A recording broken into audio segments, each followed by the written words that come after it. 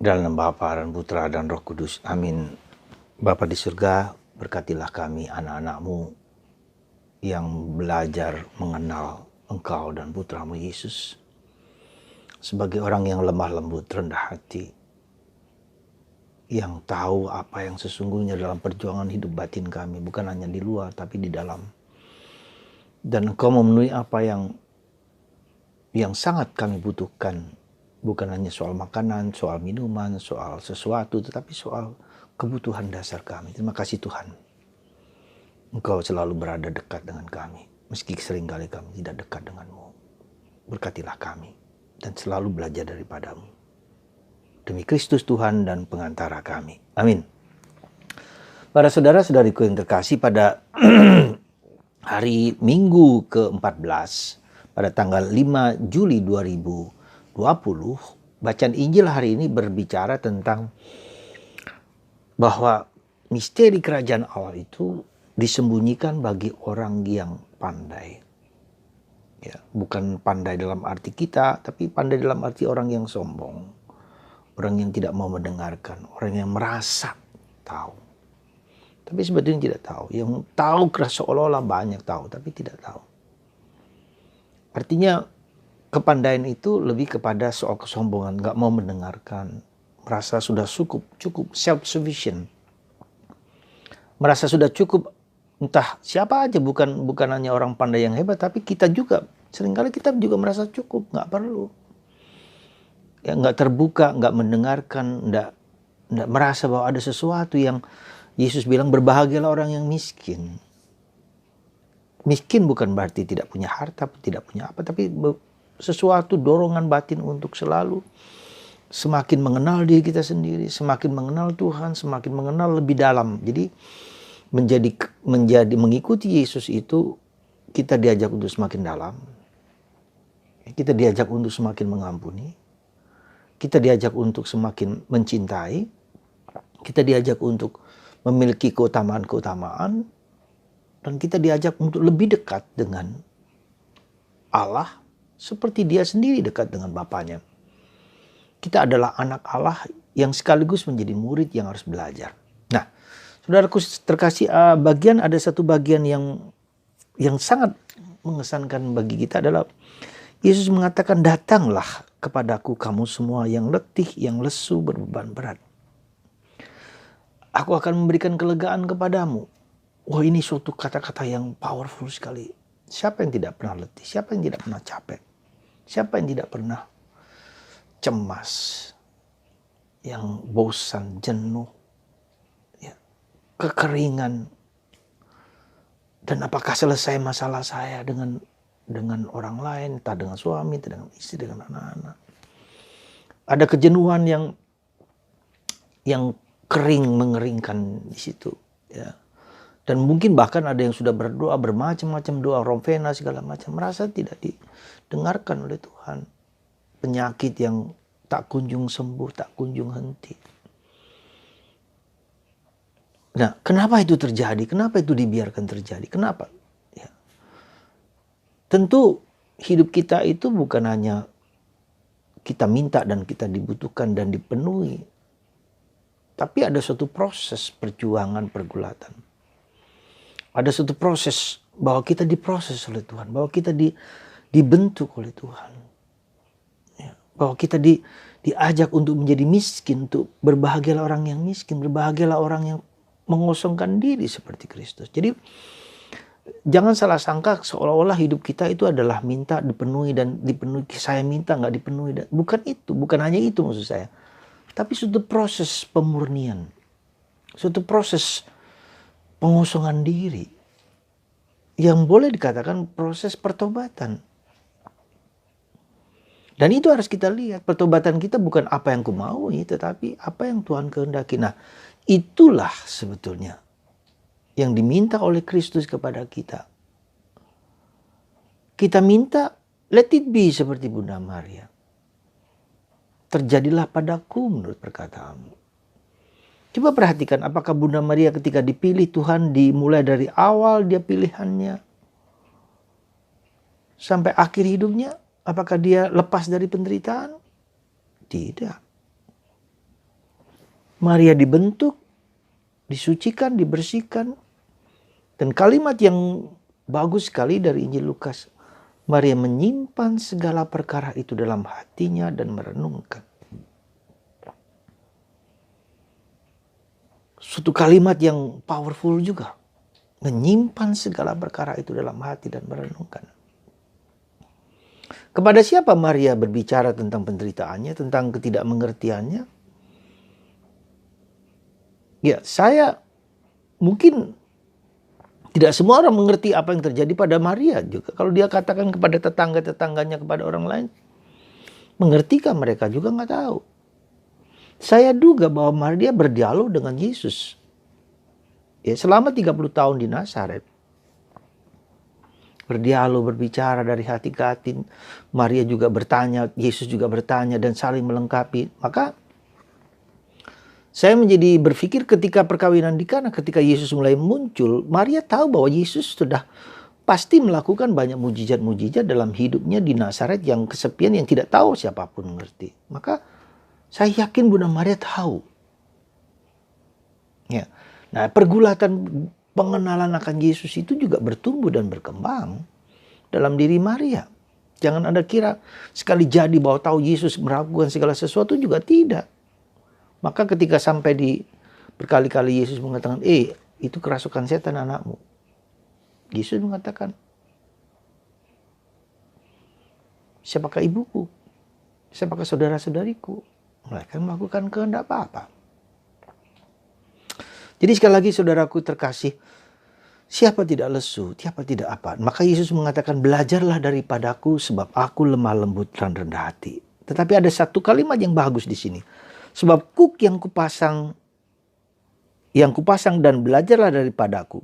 Pikulah kuk yang kupasang dan belajarlah daripadaku. Sebab aku lemah lembut dan rendah hati. Saudara, apa maknanya kuk itu? Mungkin kita menganggap kuk itu seperti apa? Nah, di Israel, ya, karena tanahnya itu keras, maka kuk itu adalah bajak. Ya, bajak, di mana bajak itu seperti kacamata ini. Bajak ini harus ada dua binatang, kerbau atau sapi, dua-duanya. Dan bajak tengah ini, kuk ini adalah kuk yang di tengah ini, ditaruh di tengah itu. Nah, kenapa harus dua? Karena tanahnya keras. Kalau satu seperti di Indonesia, seperti di sawah, itu kan tanahnya lembut. Jadi bisa satu, biar cukup satu. Tapi di sini dua. Nah, kenapa dua? Karena tanah keras. Nah, yang kedua, satu ini yang itu harus berpengalaman dulu. Satu lagi kurang berpengalaman sehingga yang satu ini belajar dari ini. Kalau dua-duanya kurang berpengalaman, nggak tahu caranya membajak seperti apa. Nah, Yesus mengatakan, pikulah kuk yang kupasang, artinya apa? Yesus tidak hanya memberikan kuk itu, ini kuk kuk ini kepada kita, tetapi Yesus ini yang satu ini seperti sapi ini adalah Yesus sendiri yang sudah memanggul kuknya dia bersama kita. Kita yang tidak berpengalaman, maka kita belajar dari Yesus yang berpengalaman ini.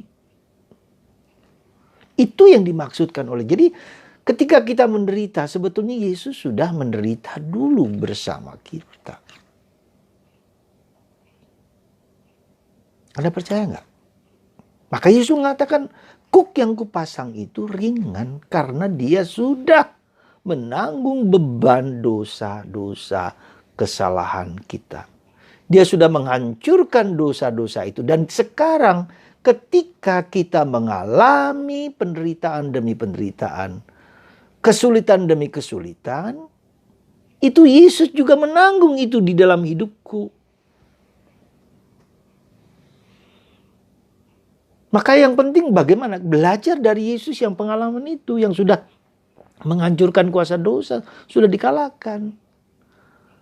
Yesus tidak hanya bersama kita, tapi dia sudah mengalahkan dosa itu dan menanggung beban itu untuk hidupku sendiri. Maka saya belajar dari dia. Kuncinya itu kata belajar daripadaku. Sebab aku lemah lembut dan rendah hati. Maka kamu akan mendapatkan ketenangan. Jadi kata kunci adalah kesediaan kita untuk mendengarkan. Katakanlah sapi yang di sebelah kanan ini yang tahu sudah mengalahkan, sudah tahu jalannya kayak apa dan seperti apa. Dia sudah melewati. Sudah pas, sudah lulus. Dan bahkan kuasa dosa itu sudah dihancurkan. Nah, kita belajar dari Yesus supaya kita juga mengalahkan dosa, mengalahkan kelemahan, mengalahkan kekurangan, mengalahkan keterbatasan.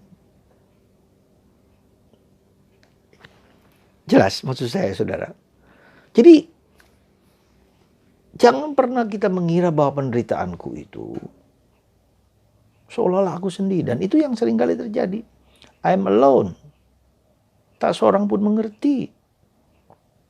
Tak seorang pun tahu. Tidak merasa ditolak, merasa tidak dicintai, merasa disingkirkan, merasa dibuang, merasa apa.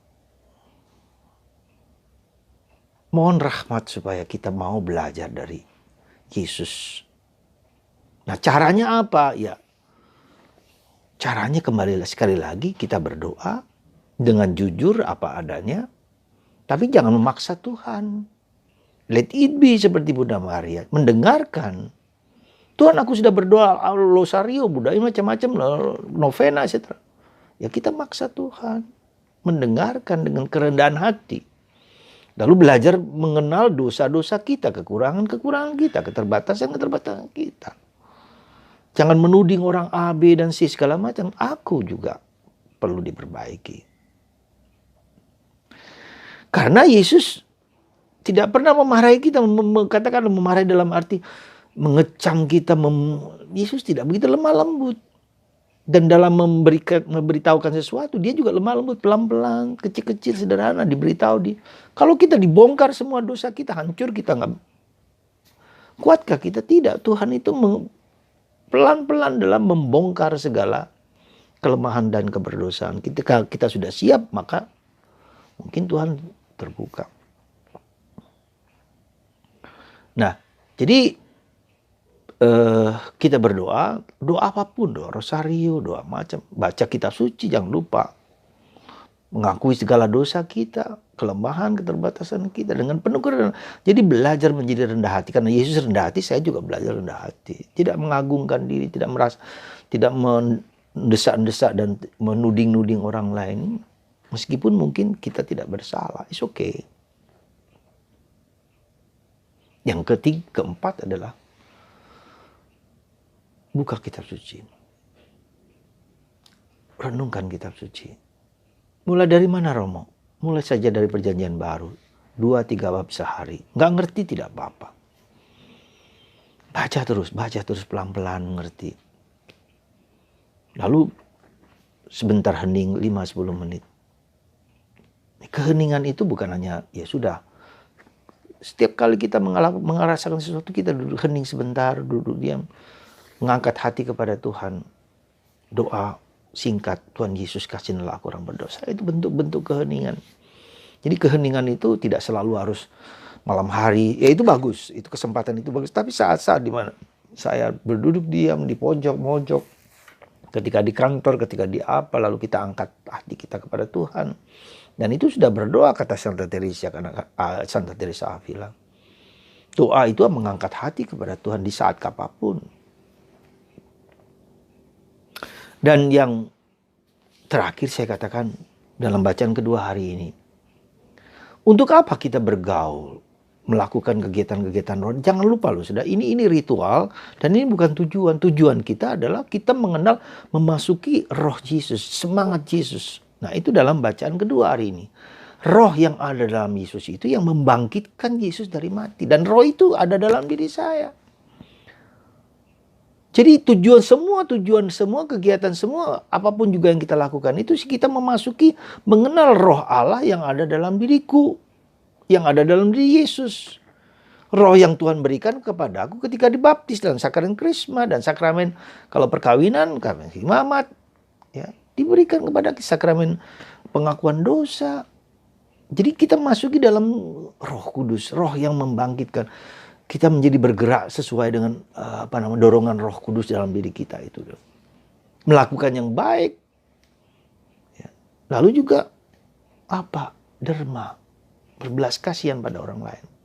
Bukan hanya dalam materi, tapi juga sikap-sikap saya yang tidak mudah mengadili, tidak mudah menghakimi, tidak mudah menuduh. Berbelas kasihan. Saudara, Itu yang bisa kita lakukan. Datanglah kepadaku. Ketika ada apa-apa, datanglah kepada Yesus dengan rendah hati. Sungguh-sungguh. Rendah hati. Dan itu tidak mudah. Kita suka nuduh orang lain. Ya sudahlah, gak apa-apa.